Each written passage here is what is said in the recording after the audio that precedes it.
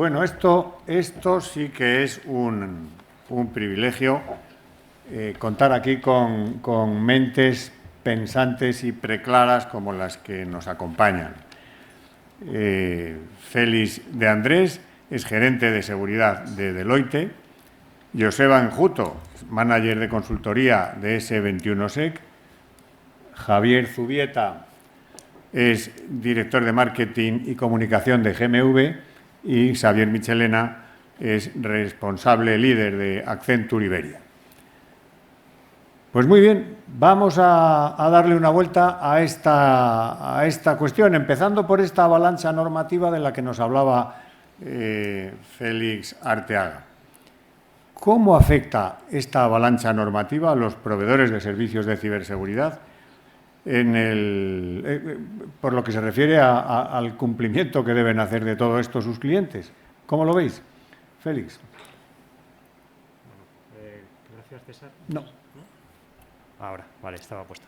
Bueno, primero de todo, gracias, César, y gracias a la Fundación por invitarnos a participar en esta mesa redonda.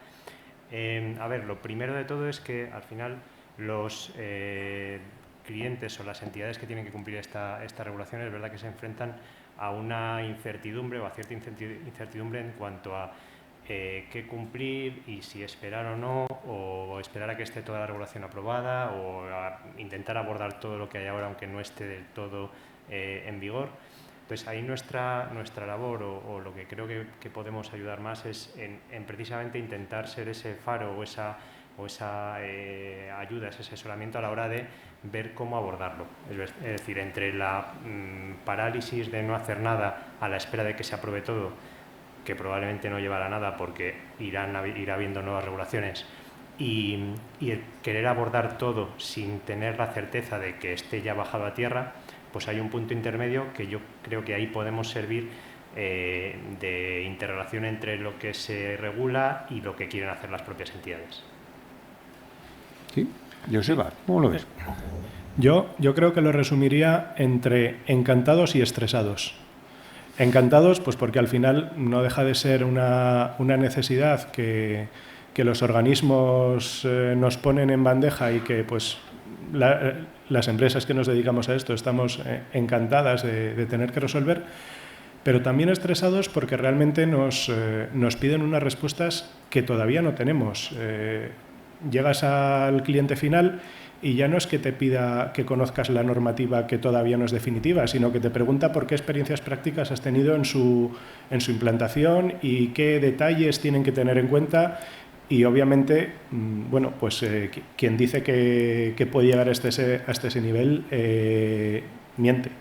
Y tenemos que tener claro que somos los expertos, podemos ayudar, pero no tenemos todas las respuestas y lamentablemente nuestros clientes tienen que ser capaces de vivir con ese nivel de incertidumbre en el que las normativas todavía no están, se puede seguir avanzando, como ha dicho Félix, pero las respuestas definitivas no van a llegar hasta pasado un cierto tiempo. Javier. ¿Continúo yo? ¿Sí? Perfecto. Bueno, pues nada, gracias César y la Fundación por invitarnos. Yo quería ofrecer aquí la visión de nuestra como proveedor de servicios de ciberseguridad cuando vienen nuestros clientes, ¿no?, a decir cuáles son las exigencias o los requisitos de contratación. Y a nosotros estamos notando que cada vez más se nos está exigiendo un nivel de cumplimiento superior, que es muy probable que esté desencadenado por lo que a su vez ellos, los clientes finales, tienen que cumplir por esta miríada de legislación y de regulación, pero lo que a nosotros nos plantean cada vez nos cuesta más el demostrarlo, ¿no? Y ¿en qué sentido? Porque cada cliente nos acaba pidiendo cosas diferentes, ¿no? Es difícil reutilizar lo que le demuestras a un cliente para otro. Es cierto que hay ciertos esquemas de acreditación del nivel de ciberseguridad de las compañías que de facto bueno, ya son cada vez más frecuentes. Puedo mencionar, por ejemplo, el esquema que tiene Elite, que ya hay clientes finales que nos lo están exigiendo, y a nosotros nos cuesta cada vez más en el sentido de que tenemos que dotar de recursos, pero como decía Joseba, encantados, porque creemos firmemente en esto. Y ojalá nosotros pudiéramos hacer lo mismo con los fabricantes de ciberseguridad con los que trabajamos para ofrecer soluciones a los clientes. Ojalá tuviéramos el poder de decir, oye, si quieres trabajar conmigo tienes que cumplir con toda una serie de requisitos que yo te impongo. Ojalá pasara eso, pero ese no es el caso. Voy. Buenas tardes. Es un placer, como siempre, estar aquí con vosotros. Muchas gracias a la Fundación por esta invitación. Yo creo que mi conclusión es que esto es un proceso de cambio, más allá de las oportunidades que se abren en el entorno de las compañías. Yo creo que la seguridad debe cambiar un poco su concepto. Creo que la regulación viene pues, a decirnos que tenemos que competir pues, en un mercado global. Nos abre los ojos desde el punto de vista de que la responsabilidad de los equipos de seguridad no es exclusiva de los equipos de seguridad. Yo creo que este es un tema empresarial, es un tema de ser capaces de entender muy bien cómo podemos aprovechar los entornos regulatorios realmente para competir pues, en un mercado global en el que si no cumplimos probablemente no estaremos, ¿no? Yo creo que las empresas tenemos que cambiar también el concepto del go-to-market, ¿no? Creo que hay que establecer pues, un modelo de relación a todos los niveles dentro del ámbito de las compañías. Creo que hay que empoderar la seguridad como un concepto de inversión, algo que bueno, hace años probablemente estaba fuera de la hoja de ruta de las grandes compañías y de las pequeñas compañías. Tenemos que ser capaces de verdad de ayudar a que todo esto tenga un resultado y viendo la presentación de Félix, yo creo que ha dicho muchas verdades, ¿no? Es decir, esto no es un tema de un día, esto es un tema de trabajo en el tiempo, de colaboración entre el sector, es decir, aquellas empresas que hoy estamos compitiendo en un mercado más o menos determinado, tenemos que colaborar de verdad si queremos ayudar a que tengamos un futuro. Se hablaba antes de seguridad y economía, es decir, la transformación no es solo el concepto de cumplimiento, la transformación es que vamos a un mundo digital en el cual hay que abordar los negocios de otra forma, hay que garantizar la resiliencia de los negocios de otra forma y tenemos que pensar de otra forma, ¿no? Entonces, no es un tema baladí, no es un tema de un día para otro, es un tema que nos va a llevar tiempo. Yo siempre pongo pues, el ejemplo del ámbito de la calidad.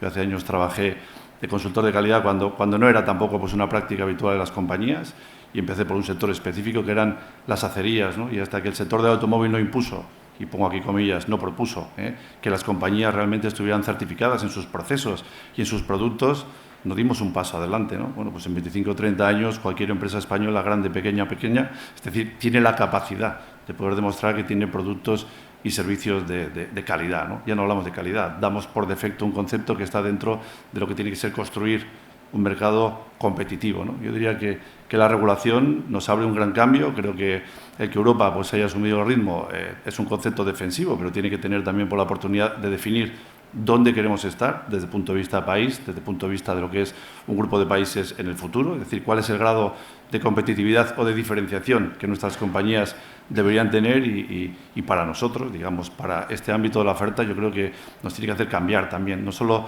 reflexionar desde el punto de vista de la oportunidad, sino también pues, entender cómo podemos ayudar mejor, ¿no? No se trata de que un cliente te llame pidiendo algo, sino esto que es un proceso de cambio continuo, es con qué clientes trabajamos pues, a la hora de entender que nos vamos a confundir juntos y algún día acertaremos, ¿no? Muy bien. ¿Y vosotros que dais servicio a numerosos clientes, apreciáis diferencias notables entre unos y otros a la hora de adaptarse a este cumplimiento normativo? Es más, ¿hay brecha entre los que cumplen y los que no cumplen en cuanto al grado de protección que consiguen? Joseba. Evidentemente, hay diferencias enormes y es una pena, pero es la realidad. Por un lado, porque hay algunas organizaciones pues, que tienen la ciberseguridad asumida y la viven como parte de su negocio. Han sido capaces de integrarla, han sido capaces de fusionar la seguridad física y la seguridad lógica y para ellos es un área de actividad más e incluso han llegado al nivel que planteaban antes de que realmente la ciberseguridad soporta el negocio. Pero lamentablemente son pocas. Una pequeña gran mayoría sigue todavía la famosa premisa de cumplimiento es cumplimiento. Y lamentablemente es una realidad con la que nos encontramos. Y quizás lo peor no es eso, porque al final son empresas que han llegado a ser conscientes de que tienen una serie de obligaciones que cumplir. El gran problema es que hay muchas organizaciones que ni siquiera están ahí y que lamentablemente o no son conscientes o han obviado esas necesidades de ciberseguridad. Yo creo que con una estrategia, no sé si del avestruz o de cruzar los dedos, y esperar que el tiempo pase a ver si ellos no les toca vivir malos momentos. Javier. Yo soy Javier, eres Xavier, ¿no? Tú, Javier, como tu propio nombre indica, y Xavier, y además tú con V. Estupendo. Bueno, pues aquí sí, totalmente de acuerdo. Yo añadiría un punto que veo de diferenciación, y es aquellas empresas que tienen un carácter internacional, con independencia del sector en el que se muevan, sí que las vemos que este tema del cumplimiento no es un mero requisito que tengan que cumplir, sino que sí que lo tienen totalmente incorporado en la cultura de la compañía y se traslada en todos los países, adaptándolo a la realidad local.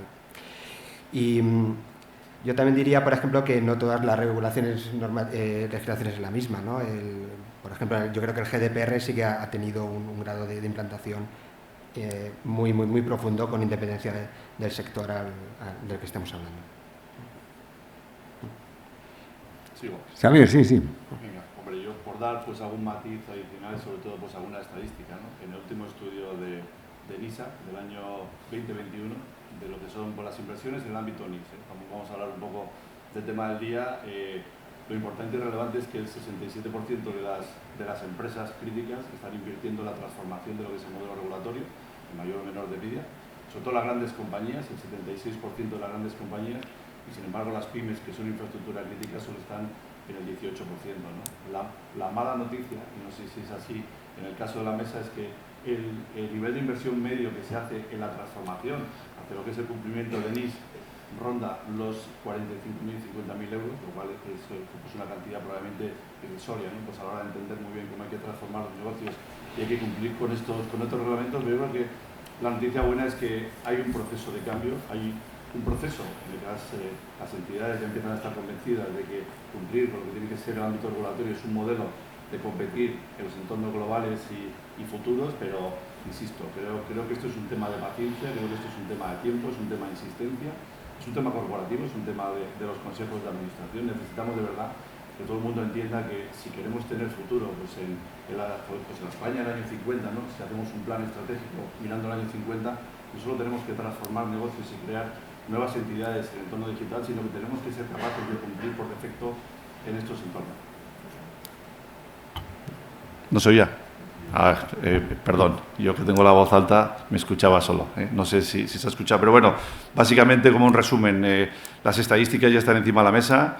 Europa está empujando de verdad que esto sea pues, un elemento común. Creo que necesitamos transformar de verdad lo que es la mentalidad. No hay tiempo de construir probablemente pues, las capacidades que nos harían falta a todas las entidades en este momento y otro elemento estadístico que también está encima de la mesa es que el 50% de las transformaciones NIS se hacen de forma interna, es decir, las compañías estáis abordando, las organizaciones, la transformación al cumplimiento con los recursos propios y el otro 50% se hace con lo que es el sector, ¿no? Yo creo que el concepto 50-50 a mí me gustaría que el 100% se haga de una forma colaborativa, en donde el mejor conocimiento que tengamos, tanto pues, en un sector específico como lo que es el modelo regulatorio, simplifique directamente los modelos de transformación que tenéis en las entidades.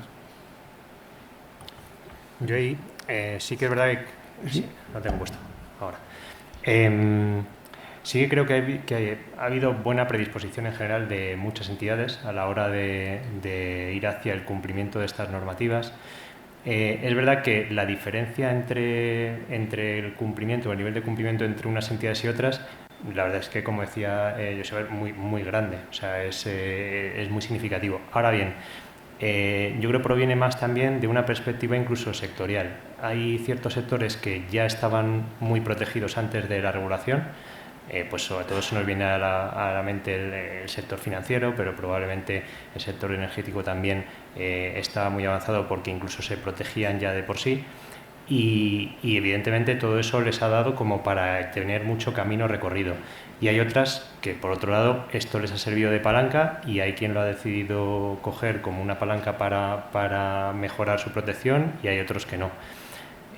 Ahí yo creo que la brecha va a seguir estando y sí que yo entiendo que en este caso, pues como decían también mis compañeros de mesa, pues el poder abrazar esa regulación y decir, oye, pues con esto puedo llegar a impulsar y puedo llegar a mejorar la protección de mi entidad y llegar a reducir esa brecha, la verdad es que va a ser muy importante. Y ahí la colaboración tanto en lo que se tiene de las propias entidades, en las propias pues mesas de coordinación que pueda haber, como en la relación que tengamos los proveedores entre nosotros y demás, va a ayudar mucho en ese sentido. Félix, tú eres un estudioso de esto, yo sé que es un tema que te gusta y has hablado mucho sobre ello. De esta avalancha legislativa que se está produciendo, ¿cuál crees que es el modelo que va a salir? La estrategia del futuro de la regulación. ¿Iremos a la especialización o a la homogeneización sectorial con separación de los ámbitos físico y lógico o no? ¿Cómo lo ves eso? Pues ahí, igual que comentaba antes también mi tocayo Félix en la charla anterior, probablemente hasta ahora ha habido un cierto cambio de rumbo en el que primero igual estaban los ambientes muy separados, luego se ha buscado una integración entre el ámbito de ciberseguridad y el ámbito físico, y ahora es verdad que a priori va a un ámbito más de integración o de interrelación entre uno y otro. Sí que las normativas a priori hacen ciertas diferencias entre qué debe cubrir, por ejemplo, la directiva NIS2 y qué debe cubrir la directiva de residencia en entidades críticas, y en mi opinión creo que eso es bueno. O sea, lo que hace es intentar que esa zona gris, que a veces en lugar de estar ocupada por dos agentes no está ocupada por ninguno, intenta reducirla. Y yo creo que eso es algo que se está intentando hacer bien. Evidentemente, luego siempre quedará ciertos puntos que no se cubran, pero con esto es lo menos. Y en cuanto a la homogeneización, ahí hay dos puntos. Se está intentando buscar una base única, pues al final con esas directivas en las que se pueda tener una misma referencia, no mínima, pero una misma referencia para todos los sectores, porque al final todos proveen unos servicios esenciales y es necesario que la cumplan. Pero es verdad que hay algunos sectores que, o bien porque estaban ya mucho más avanzados, como hemos comentado antes, o bien porque necesitan seguir protegiéndose porque igual están un poco más expuestos o son un poquito más golosos para los potenciales atacantes, están haciendo esas regulaciones específicas, con lo cual no hay una respuesta clara, pero esa combinación de todos los ámbitos creo que está dando buen resultado. Evidentemente luego tiene la consecuencia de que tienes una hiperregulación que quizá te hace un poco pues tener cierta incertidumbre sobre qué cumplir para un lado y para otro, pero al menos se queda cubierto. En cualquier caso, a sumar. Bueno, le he preguntado a Félix porque sé que le gusta este tema, pero si alguno tiene algo que añadir, el micrófono es vuestro. Bueno, yo mismo. Sí, yo creo que el otro Félix, el anterior Félix, nos ha dado pistas un poco de cuál es el camino, ¿no? O sea, creo que el Grupo 5 de trabajo, el nuevo grupo que surge del Foro Nacional de Ciberseguridad, el objetivo fundamental es simplificar.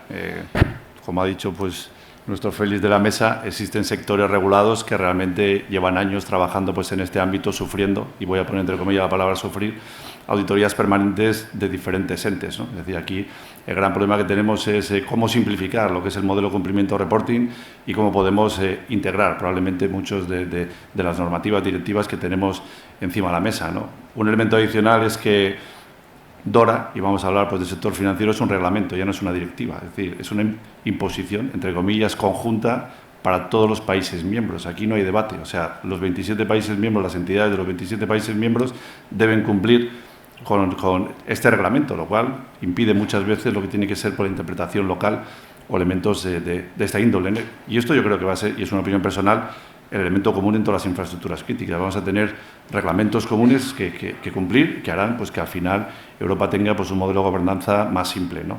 Y luego, por último, desde el punto de vista de las empresas, siguiendo lo que decía Félix, ENISA, pues en el estudio que os digo, también está reflejando que en 5 o 6 años existirá una figura del CSO, del responsable de seguridad operativa, que reportará directamente pues, a los consejos de administración. Pero si vais a DORA o si vais pues, a las nuevas directivas que van a surgir, realmente el Consejo de Administración ya tiene responsabilidad en el ámbito de ciberseguridad y se exige, o se pide por lo menos, que uno de los consejeros no solo tenga la responsabilidad, sino que tenga el conocimiento relativo a los modelos de seguridad que deben dar cobertura a la resiliencia de los negocios, ¿no? Entonces, yo creo que el cambio está aquí. O sea, para mí la clave es simplificar. Creo que hemos complicado mucho el mundo de la seguridad. No es fácil.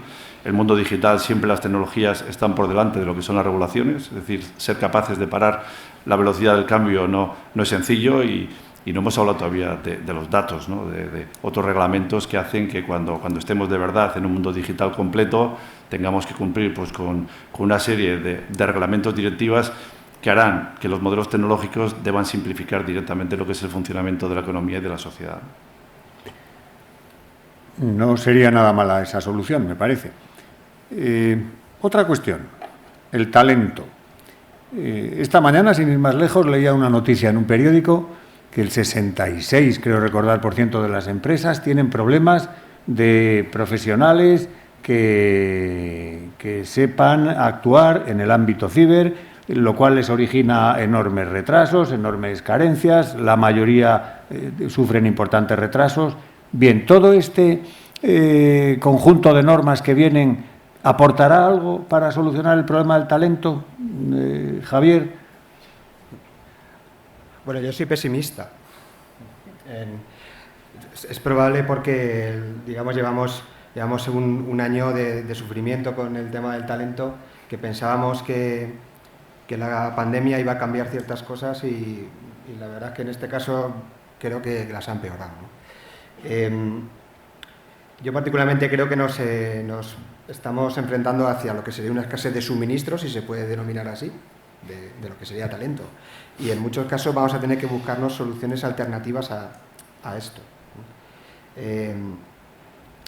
Desde el punto de vista de la legislación, yo ahora mismo no soy capaz de entrever cómo se podría ayudar. Si hiciéramos un paralelismo con lo que hay equivalente en seguridad privada, por ejemplo, bueno, pues allí partimos de una tipificación de perfiles profesionales pues que está bastante, bueno, pues bien en detalle, está disgregada, se sabe lo que hace, qué se espera de ellos y hasta dónde pueden llegar y lo que no.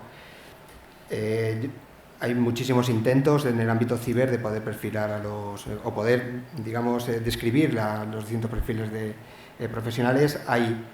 Yo creo que hay suficiente escrito ya, tanto a nivel nacional como a nivel europeo al respecto, y cada nuevo informe que sale es peor que el anterior, en el sentido de que todo cambia, de que se aumenta, por lo tanto, no sé muy bien cómo se podría llegar digamos, al menos a facilitar en este momento, lamentablemente, por otro lado. Ojalá, vía legislación, nos solucionaran el problema del talento. ¿Se puede? Claro. Se puede, sí. Es que este es un tema que me gusta, ya sabes que me gusta y me gusta. Pues yo soy optimista, yo lo siento por Javier, pero yo soy optimista en esto. Es decir, yo estoy pues, en el Foro Nacional, en el Grupo 3, que es el grupo de talento. Lo primero que hemos hecho es pues, intentar dignificar lo que es la figura del responsable de seguridad de una infraestructura crítica y hacer un modelo de carrera, un modelo de certificación, algo que realmente dignifique pues, un trabajo en el que la responsabilidad no debe ser única, debe ser compartida. Pero yo iría un poco más allá. Yo creo que la seguridad no es responsabilidad exclusiva de los equipos de seguridad. Y si en algo nos estamos confundiendo es en pensar que existe una falta total de profesionales en este ámbito, ¿no? Yo creo que tenemos que construir soluciones seguras, negocios seguros. Creo que la seguridad debe ser parte de nuestra cadena de suministro interna y de nuestra cadena de suministro externa. Debemos exigir que los conocimientos que tengamos de seguridad, igual que en el ámbito vial, en el ámbito civil, sean lo suficientes y necesarios para que los resultados sean adecuados. Es decir, creo que ahí es donde está el gran kit de la cuestión. Tenemos que educar y generar la verdadera cultura de seguridad en el ámbito de la sociedad y en el ámbito de las empresas para que esta transformación digital no nos coja con el pie cambiado, ¿no? O sea, creo que estamos en un momento complejo. Es decir, el dominio de la red está en el cibercrimen, está en elementos, vamos a decir, disuasorios cuyo objetivo fundamental es que no haya gobernanza, incluso pues, en países que están influyendo directamente en lo que es el futuro.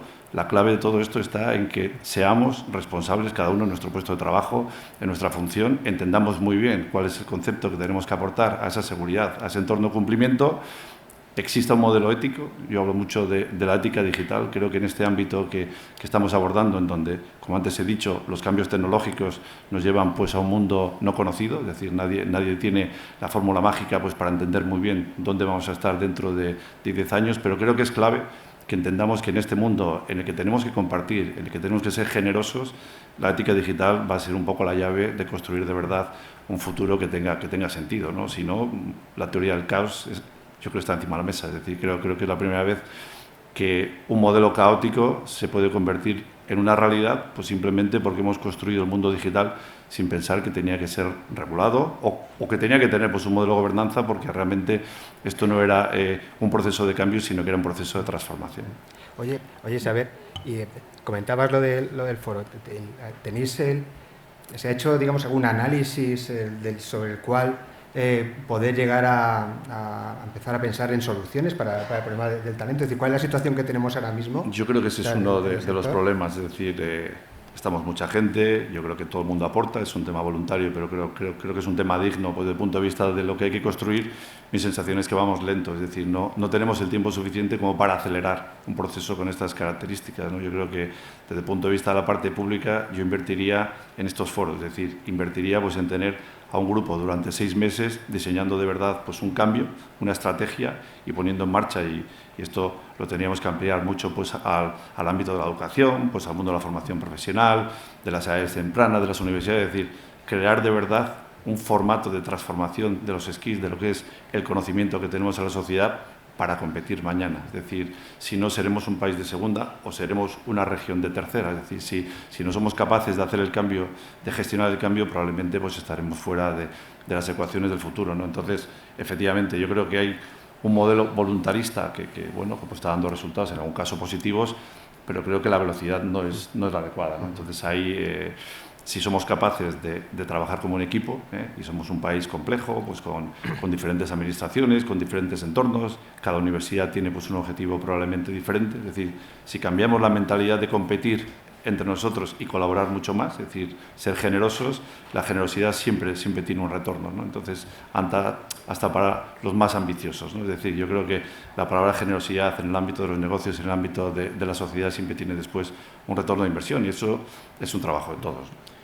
Yo me temo que no soy optimista como Xavier, yo soy también de los pesimistas, porque al final creo que dentro del sector este tipo de iniciativas legislativas potencian el interés, potencian la actividad, pero no nos podemos olvidar de que las vocaciones están fuera de nuestro sector, y las vocaciones están entre los escolares, entre la gente que va al instituto, los universitarios, y si las STEM ya tienen una mala perspectiva, la imagen que tiene la ciberseguridad es todavía peor, porque al final somos conscientes de que no hemos sido pedagógicos a la hora de transmitir nuestra actividad. La ciberseguridad es cosa de frikis o cosa de hackers, es decir, cosa de raros o cosas que solo algunos muy listos son capaces de hacer.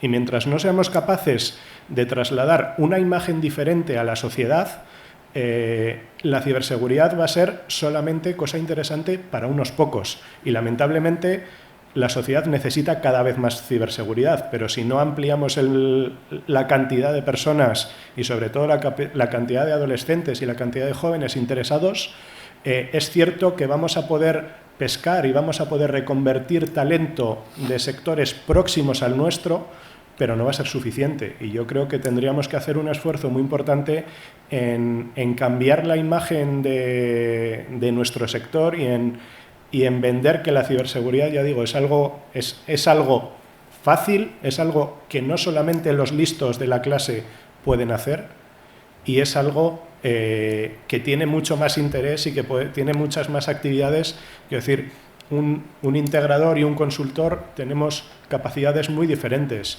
pero si no somos capaces de trasladar esa amplitud de actividades y de skills, vamos a seguir con un problema que no vamos a ser capaces de resolver. De hecho, aquí quizá probablemente a corto plazo no haya una solución fácil, A largo plazo sí que es verdad que, como comentaba antes Xavier, y ligado a la parte de regulación con las estrategias tanto la nacional como la europea de ciberseguridad, se está trabajando en ello, porque al final se definen, una de las líneas de acción clave siempre es desarrollar el talento e intentar retenerlo, que ahí probablemente pues sí que evidentemente todos tenemos que colaborar, pero uno de los puntos que yo creo que habéis dicho y que es fundamental es el darnos cuenta que quizá hay que ampliar un poco el abanico de los perfiles que se pueden dedicar a seguridad. Al final, como comentabas, pues hay ciertos puntos en los que debe ser un perfil muy técnico, alguien que sea muy especialista y que además le guste mucho el trabajo técnico, pero hay otros perfiles que quizá no son tan técnicos o que no han estudiado, por ejemplo, una carrera técnica, que perfectamente pueden dedicarse a ciberseguridad porque tienen otra visión. Y además eso siempre viene bien. O sea, una visión diferente sobre un mundo en el que todos más o menos estamos pensando igual, siempre ayuda. Entonces, ahí yo creo que eso es uno de los puntos que probablemente cambiarán a futuro, y ahí pues mucha pedagogía es lo que hará falta. A mí me gustaría rematar. Yo antes lo ha dicho Félix. Yo creo que la ciberseguridad es un medio, no es un fin. Este sector debe cambiar. Yo que llevo muchos años en el sector ciber, creo que tenemos que cambiar. Creo que hay que mirar mucho más lo que es el futuro económico y social, y que la ciberseguridad sea pues un elemento común, ¿no? Y ojalá que los elementos de seguridad dentro de 10 años no estén encima de la mesa, ¿no? O sea, que sea algo que realmente sea inherente a nuestro modo de vida, pues a nuestros productos y a nuestros servicios, ¿no? Yo creo que aquí la clave no está en la especialización, que sí, es decir, yo creo que la clave de lo que dice Joseba, de lo que está diciendo Félix, de los expertos, está encima de la mesa, pero creo que la clave está en hacer bien las cosas a la primera. Entonces, si no educamos a quien tiene que hacer una aplicación, a quien tiene que hacer pues un producto, conectar una máquina, hacerlo de forma segura, probablemente tenemos un problema, ¿no? Voy a poner un ejemplo, ya que no hay nadie en la mesa de las grandes plataformas. Cuando estábamos en estos foros en el año 2000-2002, el 80% de los agujeros de seguridad que teníamos en el mundo IT venían de Microsoft, ¿no? Microsoft es la empresa que más invierte en seguridad hoy en día, y lo que le pido a Microsoft cuando estoy llevando a mis clientes al cloud es que sea seguro, es decir, que me cambie un poco también el paso, y que me cambie un poco también lo que tiene que ser pues el modelo de cumplimiento de los clientes, ¿no? Y una parte del cumplimiento, una parte de estos entornos regulatorios está en esa cadena de suministro, ¿no? Y no todo el mundo de Microsoft son expertos en seguridad, pero estoy seguro que todo el mundo conoce la seguridad como un elemento clave cuando está haciendo una línea de código, cuando está diseñando una arquitectura o cuando está dando un servicio, ¿no? Claro. Joseba, ¿cuál crees que van a ser los servicios más demandados para atender este aluvión regulatorio? ¿Y coinciden con los más necesarios, seguramente? Pues probablemente los más demandados sean los servicios de consultoría, de compliance, y lamentablemente, fijaros que yo dirijo un área de consultoría, pero lamentablemente no deberían ser los más necesarios. Al final, se nos olvida que el cumplimiento debería ser la consecuencia, no la causa, ¿vale? Y realmente lo importante es que tú despliegues medidas de seguridad, medidas de protección, medidas de recuperación, y que como consecuencia de eso que has desplegado cumplas con una serie de requerimientos. Aquí tenemos mucho la costumbre, no sé si es latina, de confundir el medio con el fin. Y al final van a ser mucho más importante, van a ser mucho más necesarios servicios de seguridad gestionada, servicios de protección, servicios especializados en recuperación, y creo que luego espero que podamos tener tiempo de llegar a este punto. Todo eso realmente es mucho más importante que el cumplimiento, que insisto en que es una consecuencia, pero me temo que probablemente, y yo encantado, probablemente los servicios más demandados sean los de compliance, y muchas organizaciones piensen que ya digo, que se pueden saltar varios pasos si pueden llegar al cumplimiento final. Javier, ¿qué grado de involucración en la protección de servicios esenciales supone la inclusión o no de la cadena de suministro en el alcance de las regulaciones? Pues a ver, el panorama de dependencia yo creo que es total, ¿no? A nadie se escapa que una compañía, para poder operar, pues necesita un ecosistema, ¿no? y una cadena de suministros. Y Y bueno, que antes comentaba antes Félix, ¿no? de cuál es el interés que suscita el asunto en Europa. Aquí en España, por ejemplo, tenemos el anteproyecto de ley de ciberseguridad en el 5G, en el que trata específicamente este tema. Es verdad que eso está circunscrito a lo que es el ámbito del 5G, lo que me lleva también un poco a recorrer y a polemizar con lo que hemos comentado antes sobre lo de la simplificación de los paquetes legislativos, ¿no? Porque es que al final acaban apareciendo legislaciones específicas para sectores específicos, y aquí tenemos un ejemplo, ¿no? que ojalá sirva para los demás, ¿eh? Porque si veis un poco el clausulado de este anteproyecto de ley, pues lo que es en la parte de cadena de suministro, bueno, pues tiene un protagonismo importante, ¿no? Y luego, por otro lado, también un poco me gustaría reflexionar sobre lo que ha ocurrido en el pasado reciente, en el momento en el que hay un punto de la cadena de suministro que falla, ¿no? Pues, en el año 2019, si os acordáis, el caso de las vulnerabilidades hardware, con lo que teníamos el caso Meltdown y Spectre, bueno, pues aquello se quedó en, pues qué pena, tenemos que solucionarlo, ¿no? Pero fijaros el caso de SolarWinds, aquello afectó digamos, yo creo que prácticamente todo el planeta, pero concretamente los Estados Unidos, después del ataque colonial, y dado que tenían el tema de SolarWinds, pues sacaron un paquete de medidas específico para poder llegar a solucionar esta vulnerabilidad. Por lo tanto, yo creo que vamos a ir a más en este sentido. Veremos cómo evoluciona el desarrollo de la ley de ciberseguridad, que está relacionada con el 5G, y ojalá se pudiera, una vez más, el tener en cuenta que la cadena de suministro no deja de ser, pues, como la médula espinal al cerebro. Yo quería hacer un pequeño apunte, y es que no nos podemos olvidar de que la mayor parte de las infraestructuras críticas y la mayor parte de los servicios esenciales están en manos de empresas relativamente potentes, relativamente preocupadas por la ciberseguridad, pero también relativamente grandes, lo que supone tener una cantidad de proveedores enorme. Y muchas veces todas las medidas de seguridad que han adoptado estos grandes operadores de servicios esenciales, pues no los exigen de igual modo, y quizás en muchos casos porque ni siquiera sean capaces de exigírselos a sus pequeños proveedores. Y si estos pequeños proveedores son la puerta de entrada a estos grandes operadores críticos, tenemos un problema doble, porque el problema sigue estando ahí, pero encima no lo estamos gestionando. ¿Alguien más? ¿Sí? Bueno, Xavier quiere rematar. Sí, o también. sea, simplemente un par de temas. A ver, yo creo que el 5G es la primera vez que hay una nueva tecnología que va a ser regulada desde el punto de vista de seguridad, si llegamos directamente, pues, al reglamento, ¿no? O sea, creo que es la primera vez que por defecto se va a exigir que exista, pues, un nivel de seguridad determinado dentro de lo que tiene que ser por las infraestructuras propias y las comunicaciones, ¿no? Lo que está comentando es verdad, y yo creo que aquí hay una clave en todo esto. Europa es un 96% pyme, España somos un 92% pyme. Si en esa cadena de suministro de las grandes organizaciones se caen las pymes, tenemos un problema de verdad. Si en este cambio, transformación digital, las pymes no se suben directamente al carro, tenemos un problema esencial, ¿no? Entonces, yo creo que una de las llaves del futuro es entender muy bien, no solo los problemas que tenemos intrínsecos, pues, a las organizaciones, sino en este modelo nuevo en el que tenemos que trabajar, pues, en un escenario común, cómo somos capaces de ayudar a ese entorno de la pyme a hacer una transformación simple, una transformación segura y que dé, pues, un soporte adecuado, pues, a nuestros servicios o a nuestros productos, ¿no? Me parece que es una de las llaves, ¿no?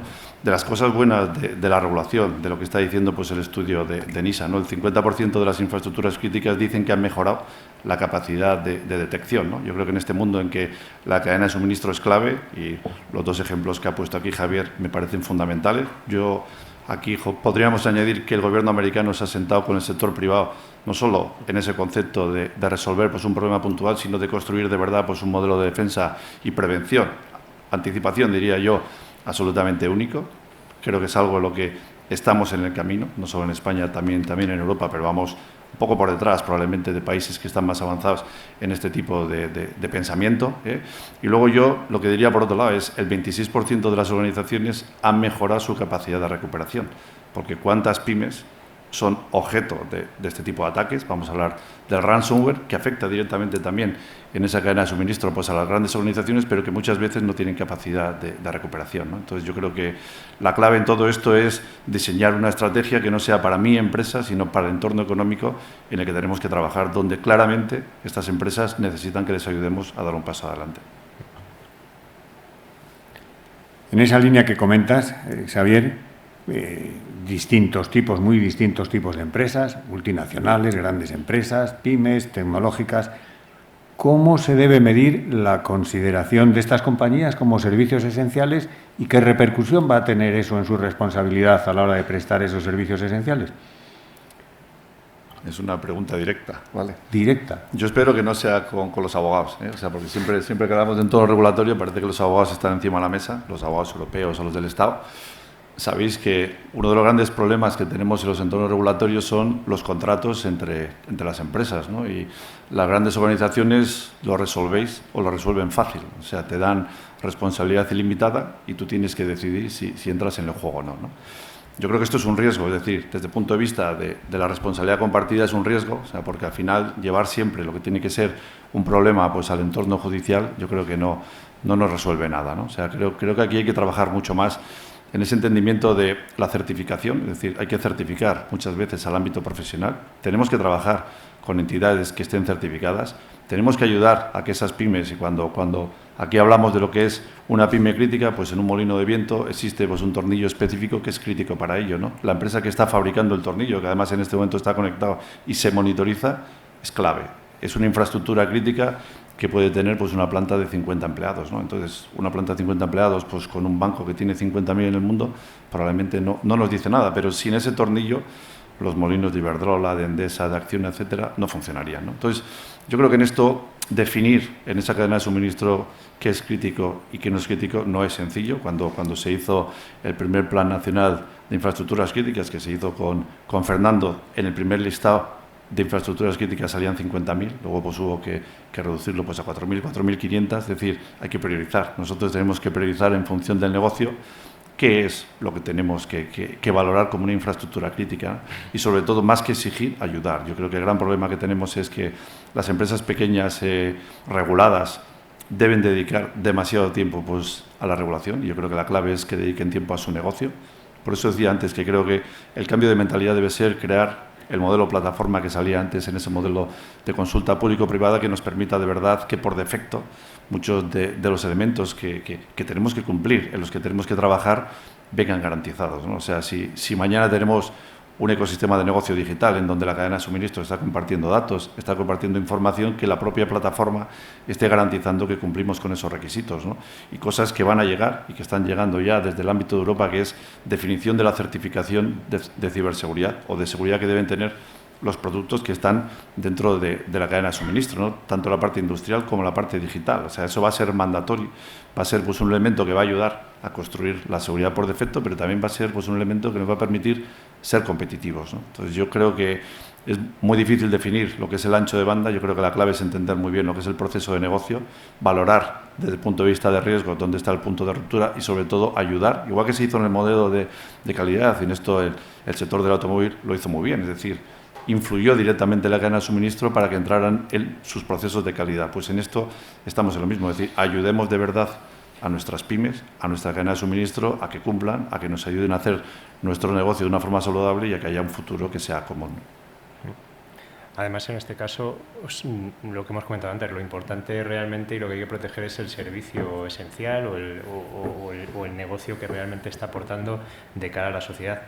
Si al final lo que está vinculado es una empresa multinacional en el que hay ciertas medidas de protección que hay que llevar a cabo fuera del país, pues habrá que tenerlo en cuenta. Si lo que importa es que depende de algunos servicios que le otorgan ciertas pymes, pues habrá que tenerlo en cuenta. Si es un proveedor que es sistémico al sector y que realmente puede tener un problema que recaiga sobre o que afecte a ese servicio esencial, pues lo mismo. Al final, lo que es necesario es que todas esas entidades o bien estén bajo la regulación o bien tengan la obligación de cumplir esas medidas o esos requisitos de forma propia. el dejar o el recaer, que toda la responsabilidad recaiga sobre la propia entidad que al final es designada como operador de servicio esencial, al final puede hacer que sea una dificultad añadida si no tiene el suficiente poder de negociación. Entonces, una responsabilidad compartida al final entre unas entidades y otras, y que todas a la vez, sin delegar su responsabilidad, puedan tener una parte de requisitos y de cumplimientos, yo creo que es lo adecuado. Sí, yo quería añadir que tengo la sensación muchas veces de que nos quedamos todos con la foto de vamos a ver cuáles son los sectores críticos, vamos a ver quién ha sido nombrado operador crítico o quién ha sido nombrado operador de servicios esenciales, y nos quedamos ahí. Y la realidad es que la propia regulación nos sugería ya que lo que tenemos que hacer es un análisis de dependencias, y tenemos que ver que por un lado seremos críticos, pero por otro lado dependemos de otros elementos que también lo son. Y yo creo que este ejercicio lo deben hacer todos los operadores críticos, y casi diría, lo deben de poner en común, porque obviamente que un servicio crítico dependa de otro es muy fácil de identificar, pero la realidad es que cada uno de los operadores es perfectamente consciente de cuáles son sus dependencias reales más allá de las evidentes, y puede ser un proveedor de servicios IT, puede ser una pequeña empresa de mantenimiento, o puede ser, una organización que no es tan evidente salvo para ellos mismos. Por lo tanto, ese ejercicio me parece que lo tendríamos que hacer de una manera muy rigurosa, y es un ejercicio que deberíamos de hacer, o al menos de compartir con la alta dirección, porque al final, por una parte es evidente que a esas organizaciones les tendremos que poner una serie de requisitos porque nuestro servicio es crítico, pero dependemos totalmente de ellos, pero por otra parte quizás esas exigencias no pueden dejarse solamente en manos de los abogados, porque les podemos estrangular hasta matarles. Y por lo tanto, creo que es la alta dirección quien debe de poner ese punto intermedio de hasta qué punto exijo y hasta qué punto colaboro a que, gracias a que el proveedor mejore, mi negocio también mejora. Con esto que decís, hay un riesgo de que se imponga la actuación de los departamentos legales sobre las necesidades del negocio. Por aquello de las garantías, las responsabilidades siempre ilimitadas. ¿Va a ser esto así? Pues espero que no, pero que la tentación existe está claro, y cada vez los contratos Yo creo que se negocian menos en el aspecto técnico y están más tiempo dando vueltas en el departamento legal. Cada vez sí, es una tendencia clara esa.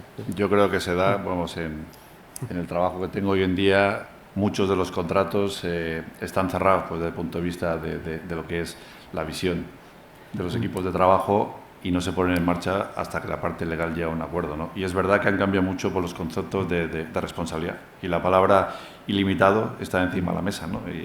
Y cuando una compañía grande, yo estoy en Accenture ahora, te dicen, oye, joder, es que esto lo ha firmado todo el mundo. Le digo, ya, pero yo no soy capaz de firmar. Yo entiendo que tengo pues una responsabilidad con los accionistas, con el mercado, doy unas garantías, es decir, desde el punto de vista de lo que estaba diciendo Joseba, que aquí lo tenemos claro, pues el Esquema Nacional de Seguridad nos ha hecho a todos correr simplemente con el objetivo fundamental pues, de poder competir en los concursos de la Administración. Y si veis las empresas que nos hemos certificado en el esquema en los últimos 9 meses, es curioso, es decir, es curioso, simplemente lo dejo ahí, ¿no? O sea, yo creo que también la regulación no tiene que ser reactiva, o sea, tiene que ser, entre comillas, voluntaria, pero en el concepto que decíamos de aportar valor, ¿no? Hay que trabajar también en ese ámbito legal, y aquí pues, las grandes corporaciones tienen ejércitos de abogados y tienen tiempo que hacen muchas veces que penalice, ¿no? Lo que tiene que ser la velocidad de ejecución, la velocidad del cambio, la velocidad de implantación, ¿no? Entonces ahí, bueno, pues las dificultades son las que son. Yo soy de los que confío que estos grupos de trabajo que van surgiendo, la parte público-privada, ayuden también a esos entornos legales a entender mejor qué es el mundo digital y cuáles son los riesgos reales. Hay un tema curioso, o sea, cuando se habla de las infraestructuras críticas, ya dijo, pues todo el mundo sabéis que existe la figura del ciberseguro.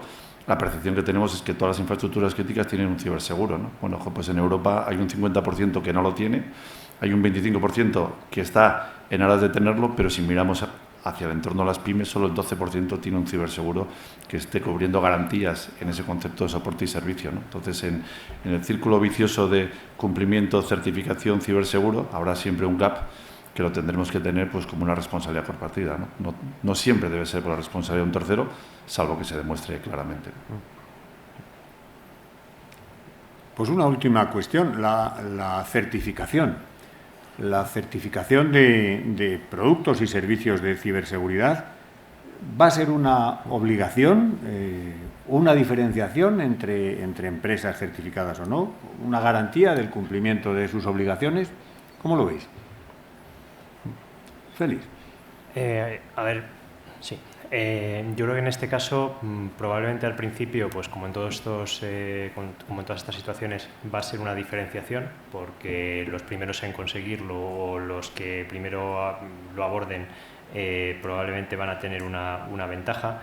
Es verdad que luego, a medida que vaya generalizándose, probablemente ya se convierta en algo usual y más en un filtro que otra cosa, porque realmente, pues al final, por muy complicado que sea cumplir una certificación, pues por ejemplo, yo entiendo que todos mis compañeros, al final, en las entidades en las que estamos, con más o menos esfuerzo, pero somos capaces de conseguirlo, y en los productos de ciberseguridad pues pasará algo similar en la mayor parte de ellos. Con lo cual, pues bueno, es algo que va a ir avanzando, igual que las regulaciones van avanzando, pues los esquemas de certificación que provienen del Reglamento de Ciberseguridad Europeo y que cada vez va a haber más, pues van a ser un punto de referencia para muchas entidades. La certificación de productos que se lleva a través de, pues tanto con el ENS como con las certificaciones del propio CCNCERT, pues van a ser también algo que se va a imponer, pero va a ser más una diferenciación al principio y después un filtro que va a eliminar a ciertas entidades que igual no puedan acceder a ella.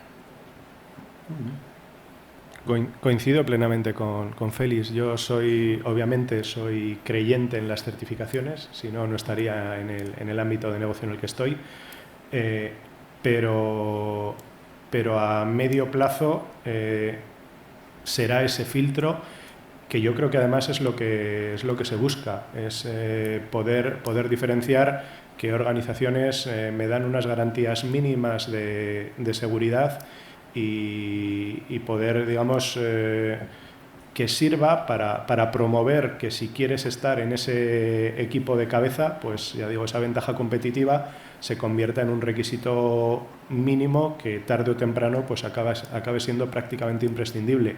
Creo que el mejor ejemplo, lo ha comentado Xavier, pudo ser la ISO 9001, que quizás no ha conseguido los objetivos que pretendía en su momento, pero también es cierto que ha supuesto subir un par de peldaños en cómo funciona la mayor parte de las organizaciones, y me parece que eso es importante.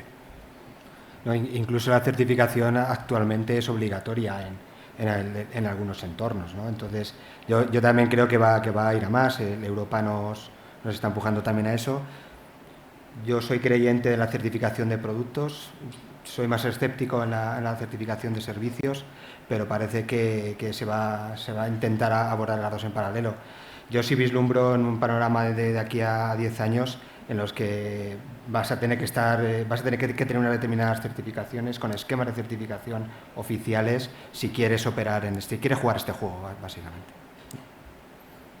Bueno, yo al 100% de acuerdo, es decir, creo que esto es una oportunidad. Alguien lo ve como una obligación, yo creo que es una gran oportunidad. El objetivo fundamental es poder competir. Es una oportunidad también de establecer confianza entre lo que es la oferta y la demanda, es decir, empresas certificadas, profesionales certificados, productos certificados, pero además yo creo que es una necesidad, ¿no? Desde el ámbito de lo que es el mundo de la digitalización, la conectividad. Antes hablamos del 5G, podemos hablar de IoT, de conectar nuestras fábricas. Es decir, necesitamos que en toda esa cadena de suministro que se comunica realmente los productos estén certificados, ¿no? Y tenemos un ejemplo en Europa de lo que es el mercado CE, en sus conceptos inífugos, eléctricos y demás, es decir, el cumplimiento que tienen que tener por los productos para dar garantías de seguridad, de safety realmente a los usuarios. Bueno, pues en breve marcado CE tendrá también pues una serie de guías y una serie de normas de ciberseguridad que estarán embebidas en dichos productos, ¿no? Así que los teléfonos que vienen con marcado CE, las baterías que vienen con marcado CE, dentro del mismo tendrán pues el concepto de ciberseguridad. Y para mí es una oportunidad a la hora de competir hoy, y probablemente, como ha dicho Félix, dentro de 10 años será pues un elemento disuasorio. Quien no cumpla no tendrá un negocio, no estará dentro del espacio económico. Pues muchísimas gracias. Hasta aquí la mesa. Yo seguiría un buen rato escuchándoos. La verdad es que da gusto y además no necesitáis moderador. Yo no sé por qué me ha puesto aquí la organización, porque os moderáis solos, que es una bendición. Muchísimas gracias y enhorabuena porque habéis sido breves, concisos y concretos y hemos podido cumplir así el compromiso de puntualidad, marca de la casa. Muchas gracias y hasta la próxima. Gracias a vosotros. Gracias.